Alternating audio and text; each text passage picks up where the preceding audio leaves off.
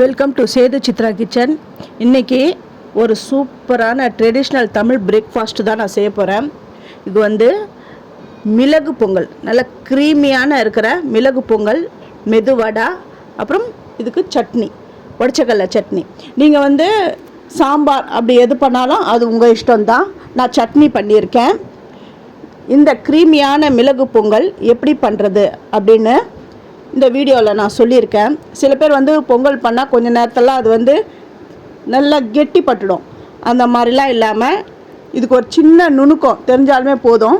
இதுக்கு தேவையான பொருட்கள் வந்து நெய் எடுத்துக்கிறேன், முந்திரி பருப்பு, மிளகு ஒரு ஸ்பூன், ஜீரகம், இஞ்சி வந்து ஒரு அங்குலம் தான், தோல்லாம் சீவிட்டேன், பெருங்காயம், கருவேப்பிலை, அரிசி ரேஷன் பச்சரிசி தான் எடுத்திருக்கேன், சிறுபருப்பு.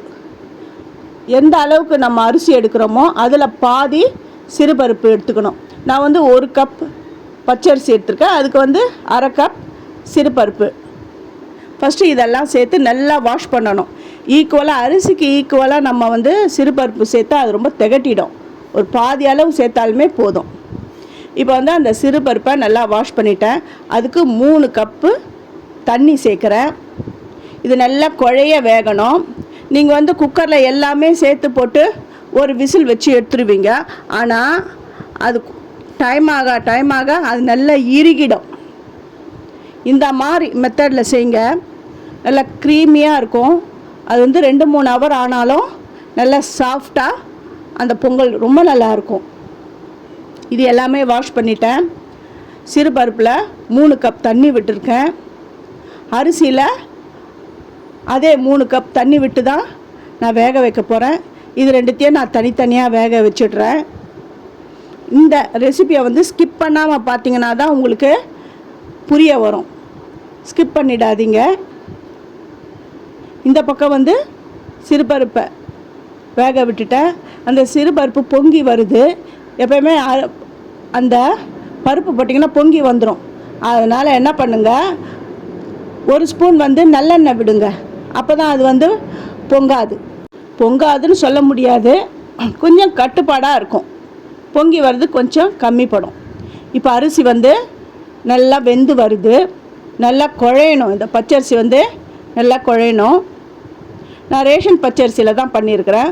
உங்களுக்கு வந்து கடை பச்சரிசி தான், எனக்கு ரேஷன் பச்சரிசி வேணான்றவங்க உங்கள் இஷ்டம். இப்போ என்ன பண்ணோன்னா, இந்த சாதம் வெந்து வருது பாருங்கள், அதில் இருக்கிற அந்த கஞ்சியை கொஞ்சம் எடுத்துடணும். அப்போ தான் வந்து அந்த பொங்கல் வந்து நல்லா க்ரீமியாக இருக்கும். இது வந்து எனக்கு ஒரு சமையல் மாஸ்டர் தான் சொல்லி கொடுத்தாரு. இது நீங்கள் வந்து இந்த கஞ்சியோடு பண்ணிங்கன்னா, இதோடு சேர்த்திங்கன்னா அதுதான் வந்து பொங்கலை வந்து நல்லா கெட்டிப்பட வைக்கிறது. அதனால தான் ஃபஸ்ட்டு அந்த நல்லா வெந்த உடனே அது மேலாக்க இருக்கிற அந்த கஞ்சி தண்ணியை எடுத்துடணும். அதெல்லாம் எடுத்துட்டேன். நான் அந்த வடிகட்டியில் தான் நான் வந்து அந்த தண்ணி எடுத்துருக்கிறேன். மிச்சம் இருக்கிற சாதத்தை அந்த பாட்டிலே நான் போட்டுட்டேன். இது எல்லாமே நல்லா குழஞ்சி வந்துடுது. அந்த சைடு சிறுபருப்பும் குழஞ்சி வந்துடுது. ஃபஸ்ட்டு என்னுடைய வீடியோவை பார்க்குறவங்க சப்ஸ்கிரைப் பண்ணலைன்னா சப்ஸ்கிரைப் பண்ணுங்கள், ஆல் என்ற ஆப்ஷனை தொடுங்க. அப்போ தான் நான் போடுற ஒரு வீடியோவுடைய நோட்டிஃபிகேஷனும் உங்களுக்கு காட்டும், உங்களுக்கும் ஹெல்ப்ஃபுல்லாக இருக்கும். இப்போ சாதமும் வெந்துடுது, நல்லா குழஞ்சி வந்துடுது. இந்த பருப்பும் நல்லா குழஞ்சி வந்தாச்சு. இப்போ வந்து தாளிக்கணும். நான் வந்து கொஞ்சம் நெய், 1 ஸ்பூன் நெய் விட்டுருக்கேன், எண்ணெய் கொஞ்சம் விட்டுருக்கேன், மிளகு, ஜீரகம். நீங்கள் வந்து மிளகுலாம் எடுத்து வைக்கிறாங்க அப்படின்ற பட்சத்தில் மிளகை வந்து தூள் பண்ணிக்கோங்க. ஆனால் வந்து எண்ணெயில் இப்போ சேர்க்காதீங்க, கடைசியில் தான். அதாவது மிளகை நீங்கள் தூள் பண்ணிட்டீங்கன்னா கடைசியில் அந்த மிளகு தூள் சேருங்க. நான் முழுசாக போகிறதுனால அந்த எண்ணெயில் ஃபஸ்ட்டே நான் வந்து மிளகு போட்டேன், ஜீரகம், அப்புறம் முந்திரி பருப்பு, நான் இஞ்சி துருவி வச்சுருந்தேன் அதையும் சேர்த்துட்டேன், கருவேப்பிலை எல்லாமே சேர்த்துட்டு அந்த சிறுபருப்பு நல்லா வெந்து குழஞ்ச சிறுபருப்பையும் நல்லா சேர்த்துட்டு கலந்துட்டேன். இப்போ என்ன பண்ணால் சாதம், அந்த நல்லா குழஞ்சி வந்திருக்கிற சாதத்தை இதில் நான் சேர்த்துட்டு நல்லா மேஷ் பண்ணணும். இந்த பருப்போடு சேர்ந்து நல்லா கலந்து வரணும். அவ்வளோ நல்லாயிருக்கும் இது. இதுக்கு தேவையான உப்பு, ஏன்னா உப்பு தான் மெயின். இதுக்கப்புறம் பெருங்காயம். ஏன் எண்ணெயிலே போட்டு நீங்கள் பெருங்காயம் ஃப்ரை பண்ண வேண்டியது தானே அப்படின்னு சொல்வீங்க. அது உங்கள் இஷ்டம்.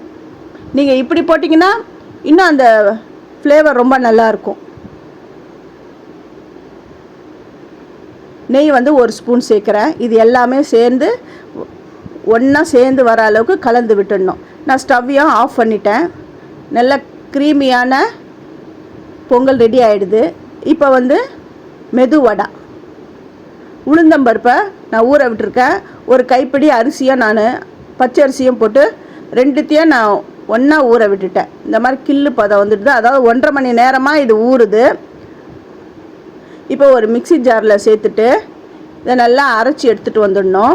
அதுவும் இல்லாமல் தண்ணி ரொம்ப விடக்கூடாது. சும்மா லைட்டாக தெளித்து தான் நீங்கள் அரைக்கணும்.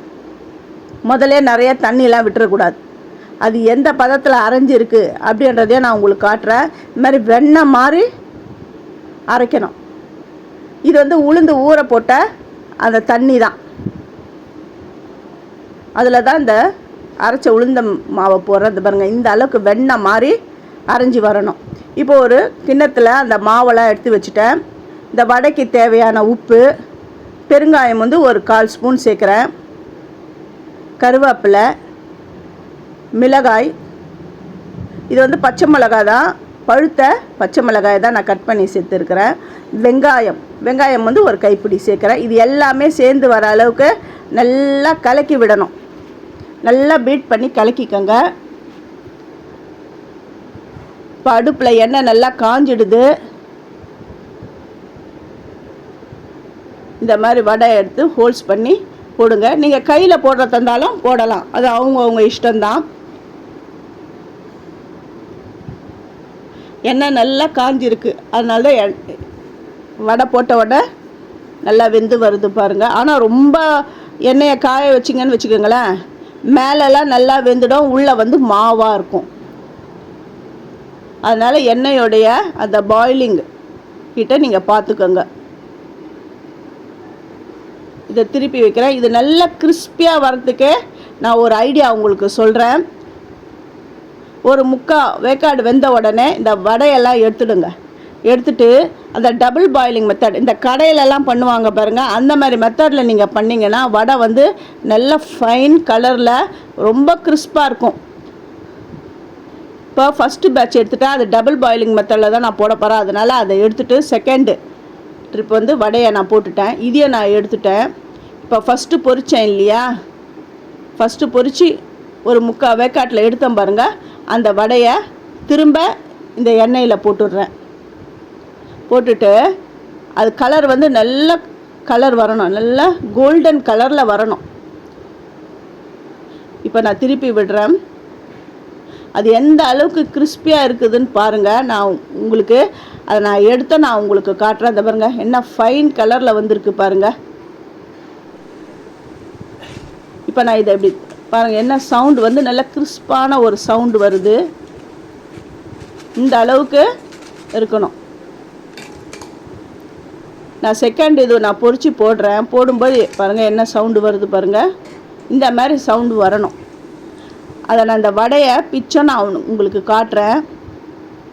நல்ல பர்ஃபெக்டான மெது வடை ரெடி ஆகிடுது. இந்த வரப்போகிற அந்த நியூ இயர் தமிழ் வருடப்பிறப்புக்கு நீங்கள் இதை கூட நீங்கள் ட்ரை பண்ணலாம். கேசரி ஆல்ரெடி நான் வீடியோ போட்டிருக்கிறேன். கேசரி எப்படி பண்ணுறதுன்னு சொல்லிட்டு இந்த கல்யாண வீடுகள்லாம் பண்ணுற மெத்தடில் கேசரி பண்ணியிருக்கேன். வடை, பொங்கல் பாருங்கள் எவ்வளோ சூப்பராக நல்லா சூப்பர் ஸ்ட்ரக்சரில் வந்திருக்கு. இதுக்கு தேங்காய் சட்னி இஷ்டப்படுறவங்க சாம்பார், உங்களுக்கு என்ன இஷ்டமோ அதை நீங்கள் செஞ்சுக்கோங்க. சூப்பரான தேங்காய் சட்னி, வடை, கேசரி, மிளகு பொங்கல் ரெடி ஆகிடுது. இதை நீங்கள் உங்கள் வீட்டில் செஞ்சு பார்த்துட்டு எப்படி வந்ததுன்னு எனக்கு கமெண்ட் பண்ணுங்கள். தேங்க்யூ.